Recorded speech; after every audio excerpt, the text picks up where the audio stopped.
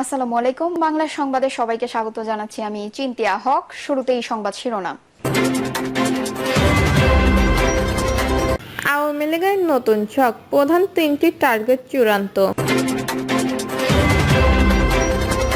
এদিকে এবার পালিয়ে যাওয়া আওয়ামী লীগ গোপন অফিস খুলেছে কলকাতায়। জানাবো ৮ উপদেষ্টার বিরুদ্ধে সাবেক সচিবের অভিযোগ, বিএনপির প্রতিক্রিয়া এবং সর্বশেষ জানাবো আওয়ামী লীগের মতো কাজ করলে বিএনপি ১৫ দিনও টিকবে না, বলছেন মেজর হাফিজ। শুনছিলেন সংবাদ শিরোনাম, এবারে বিস্তারিত। আওয়ামী লীগের নতুন ছক, প্রধান তিনটি টার্গেট চূড়ান্ত। দেশে অস্থিরতা সৃষ্টি করার উদ্দেশ্যে আগস্ট রিটার্ন হিট প্ল্যান নামে একটি ষড়যন্ত্রের ছক করছিল কার্যকর স্থগিত হওয়া দল আওয়ামী লীগ। ওই পরিকল্পনার অংশ হিসেবে প্রশিক্ষণের ব্যবস্থা নেওয়া হয়েছিল, তবে গোয়েন্দা সংস্থার তৎপরতায় তা ভণ্ডুল হয়ে যায়।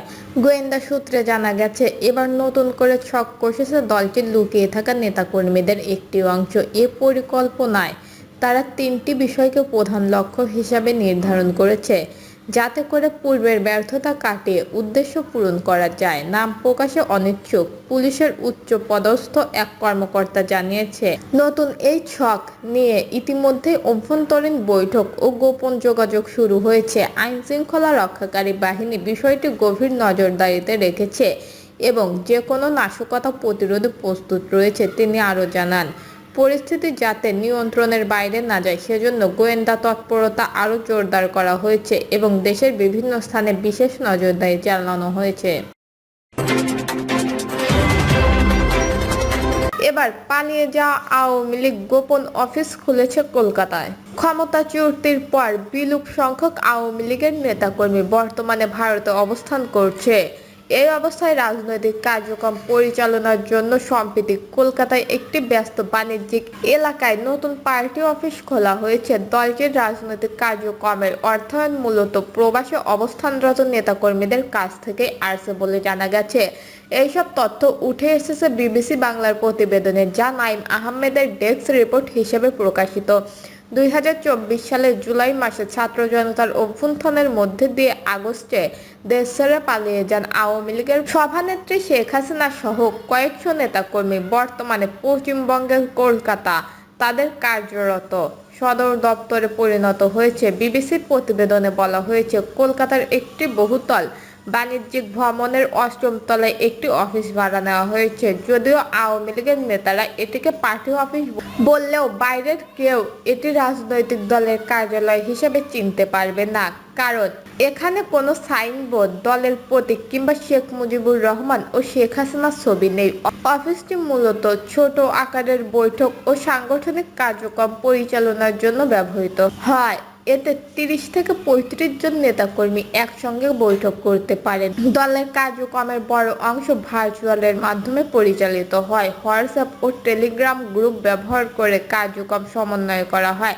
এমনকি দলীয় প্রধান শেখ হাসিনাও দিল্লি থেকে ভার্চুয়ালি এইসব বৈঠকে অংশ নিচ্ছেন।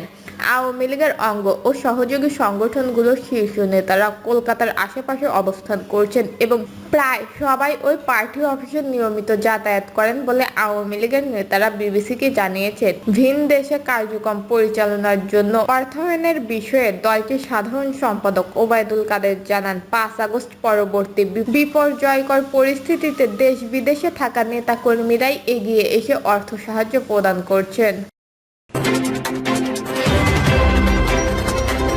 ৮ উপদেষ্টার বিরুদ্ধে সাবেক সচিবের অভিযোগ, বিএনপির প্রতিক্রিয়া।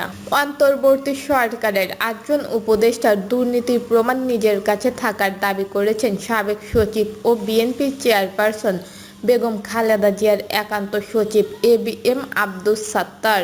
তবে এ অভিযোগ প্রত্যাখ্যান করেছে অন্তর্বর্তীকালীন সরকার। এদিকে এই অভিযোগের বিষয়ে প্রতিক্রিয়া জানিয়েছে বিএনপি। অন্তর্বর্তীকালীন সরকারের উপদেষ্টাদের সততার উপর পূর্ণ আস্থা প্রকাশ করেছে দলটি।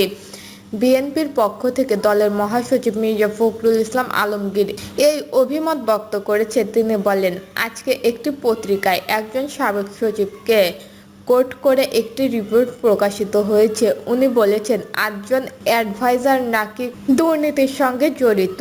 এই ধরনের একটা রিপোর্ট বেরিয়েছে। আমি বলতে চাই, হুইচ ইজ নট আওয়ার্স, এটার সঙ্গে আমাদের কোনো সম্পর্ক নেই। আমরা প্রধান উপদেষ্টা সহ এই অন্তর্বর্তী সরকারের সকল উপদেষ্টাকে অত্যন্ত সম্মান করি, তাদের উপর আস্থা রাখি এবং তাদের ইন্টিগ্রিটির উপর আমরা আস্থা রাখি। কয়েকটি পত্রিকায় বিএনপির চেয়ারপারসন বেগম খালেদা জিয়ার একান্ত সচিব ABM আব্দুস সাত্তারের বরাত দিয়ে 8জন উপদেষ্টাকে নিয়ে বক্তব্য এসেছে। এই বিষয়টিতে দৃষ্টি আকর্ষণ করা হলে বিএনপির মহাসচিব বলেন, আমি শুনেছি একজন সাবেক সচিব যদি এই ধরনের কথা বলে থাকেন সেটা ওনার ব্যক্তিগত ব্যাপার, এটার সঙ্গে বিএনপির কোনো সম্পর্ক নেই।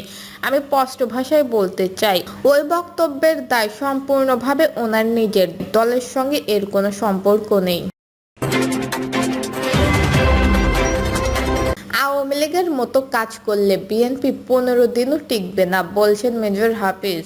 আগামীতে বিএনপি ক্ষমতায় গিয়ে যদি আওয়ামী লীগের মতো কাজ করে তাহলে 15 দিনও টিকতে পারবে না বলে মন্তব্য করেছেন বিএনপি স্থায়ী কমিটির সদস্য মেজর হাফিজউদ্দিন আহমেদ। তিনি বলেন, আগামী নির্বাচন বিএনপির জন্য অগ্নি পরীক্ষা। হাফিজউদ্দিন আহমেদ বলেন, বিএনপি গণতন্ত্রের জন্য লড়াই করেছে, জনগণকে ভোটের অধিকার ফিরিয়ে দিতে হবে, বাংলাদেশকে কল্যাণ রাষ্ট্রে পরিণত করতে কাজ করতে হবে। প্রতিটি নেতাকর্মীদের শহীদ জিয়ার আদর্শে সততা ও নিষ্ঠার সঙ্গে জনগণের সঙ্গে কাজ করতে হবে। মেজর হাফিজউদ্দিন বলেন, 1971 সালে বাঙালি জাতি প্রমাণ করেছে তারা বীরের জাতি, কিন্তু মুক্তিযুদ্ধের পর ইতিহাস বিকৃত হয়েছে। বাংলাদেশ স্বাধীন হবে আওয়ামী লীগ কখনো চিন্তা করেনি। 71-এর 25শে মার্চ পাকিস্তানিরা ভয়াবহ গণহত্যার মাধ্যমে এদেশ শেষ করে দিতে চেয়েছিল। এই সময় কোনো রাজনীতিককে পাওয়া যায়নি, অথচ চট্টগ্রামে মেজর জিয়াউর রহমান স্বাধীনতার ঘোষণার মাধ্যমে মানুষকে উদ্বুদ্ধ করেছেন। মুক্তিযোদ্ধারা জীবন বাজি রেখে এদেশের মানুষের জন্য স্বাধীনতা এনেছেন, কিন্তু প্রকৃত মুক্তিযোদ্ধারা অন্ধকারে রয়ে গেছে।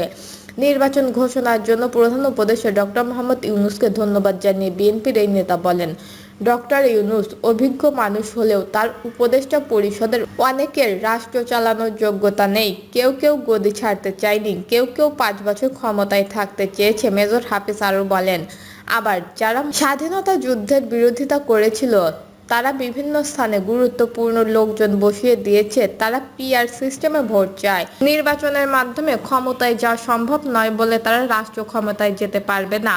কল্প কাহিনী বিশৃঙ্খলা সৃষ্টি করে নির্বাচন বানচালের চেষ্টা করছে। জুলাই সনদে পাকিস্তান গঠনের কথা নেই বলে অভিযোগ তুলছে, অথচ এই জামায়াতে তখন পাকিস্তান রাষ্ট্র চায়নি।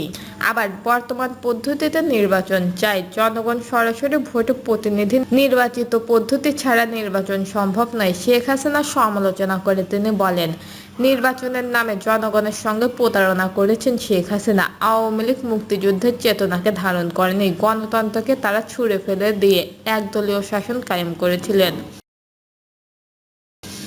দর্শক, এই ছিল এখনকার সর্বশেষ নিউজটি ভালো লাগলে একটি লাইক দেন, কমেন্টে আপনার মতামত জানান এবং আমাদের পাশে থাকার জন্য বেল বাটনটি অন করে রাখুন। ধন্যবাদ।